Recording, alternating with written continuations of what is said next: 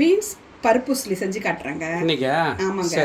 அதுக்கு ஒரு 1/4 கிலோ அளவுக்கு பீன்ஸை இது மாதிரி பொடியாக ஒரே மாதிரி நறுக்கி வச்சுக்கோங்க. வச்சுட்டு ஒரு பாதி டம்ளர் தண்ணி விட்டுக்கோங்க. அது மஞ்சள் பொடி போட்டு வேக வச்சிடலாம். இது வேகட்டும். அப்புறம் கடலப்பருப்பும் காஞ்ச மிளகாவும் ஊற வச்சுருக்கேங்க. அதுக்கு இது பாருங்க, கடலப்பருப்பும் காஞ்ச மிளகாவும் இதுக்கு ஊற வச்சுருக்கேன். இப்போ நம்ம இது வேகிறதுக்குள்ளே நம்ம அரைச்சிட்டு வரலாம். தண்ணி விட்டு வேக வச்சிருந்தல்லங்க, கடைசியாக கொஞ்சம் உப்பு போட்டு எடுத்துட வேண்டியது தான். இதை அந்த காய்க்கு வேண்டிய உப்பு போட்டு எடுத்துடலாம். அப்புறம் நம்ம இந்த கடலப்பருப்பு காஞ்ச மிளகாலாம் போட்டு வச்சுருக்கோம் இல்லையா, இதில் பெருங்காயத்தூள் மஞ்சள் பொடி உப்பு போட்டு இதை அது அரைச்சிட்டு வந்துட வேண்டியதுதான். தண்ணியெலாம் விடக்கூடாதுங்க, எது தண்ணியே விடக்கூடாது. அப்படியே இது பண்ணால் அந்த இதுக்கு அரைப்போம்ல, வடைக்கு அரைப்போம்ல, அந்த மாதிரி அரைச்சிட்டு வந்துடணும். அரைச்சிட்டு வந்துடுறேன். வந்துட்டேன். இந்த கடலைப்பருப்பு காஞ்ச மிளகா கொஞ்சம் மஞ்சள் பொடி போட்டு உப்பு போட்டு அரைச்சிட்டு வந்துட்டேங்க. சரி, இப்போ இனிமேல் எண்ணெய் ஊற்றி கடுகு உளுத்தம் பருப்பு தாளிச்சு இப்போ இதெல்லாம் செய்ய வேண்டியது. சரி, போடு போடு.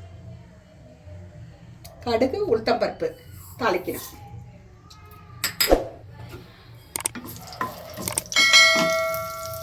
கருவேப்பிலை கொஞ்சம் போட்டுக்கோங்க. இந்த கடுகு உளுத்தம் பருப்பு கூடவே கொஞ்சம் பெருங்காயத்தூள் போட்டுக்கோங்க.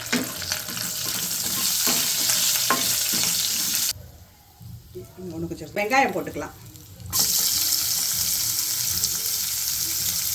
வெங்காயம் போட்டுக்கலாம், இல்லை பிடிக்காதவங்க விட்டுடலாம்.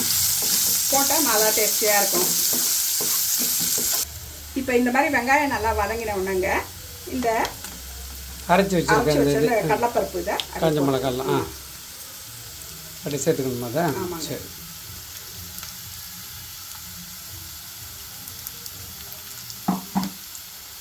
கொஞ்சம் எண்ணெயும் விட்டுக்கோங்க. அது பத்தலைன்னா நீங்கள் இது பண்ணுறதுக்கு கொஞ்சம் எண்ணெய் விட்டுக்கோங்க. ஏன்னா இது நல்லா கொஞ்சம் வேகணும் இல்லையா, அதனால் கொஞ்சம் எண்ணெய் விட்டுக்கலாம். நல்லா லைட்டாக விட்டுக்கோங்க. இங்கே பாருங்கள், நல்லா இப்போ எண்ணெயில் நல்லா பரட்டி இது பண்ணியாச்சு. வெந்துருச்சு, நல்லா வெந்துருச்சு. இப்போ என்ன செய்யணும், அது அந்த நம்ம வேக வச்சுருக்கோம் இல்லையா, அந்த பீன்ஸ் அதை இதில் போட்டுக்கலாம். போட்டு கலந்துக்குங்க.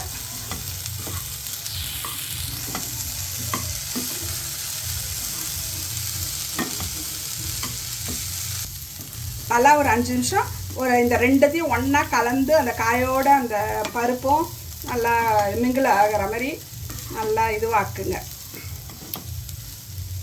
கொஞ்சோண்டு கருவேப்பிலை இது போட்டுக்கலாம். தேங்காய் போட்டுக்கோங்க. கொஞ்சம் ஒரு கை தேங்காய் போட்டுக்கலாம்.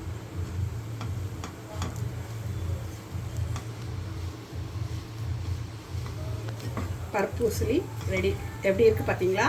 நல்லா இருக்கு, சூப்பராக இருக்கு. வெள்ளை பச்சை அந்த எல்லோ விஷயம் சாப்பிட்றதுக்கும் அவ்வளோ டேஸ்டியாக இருக்கும். ரொம்ப நல்லது.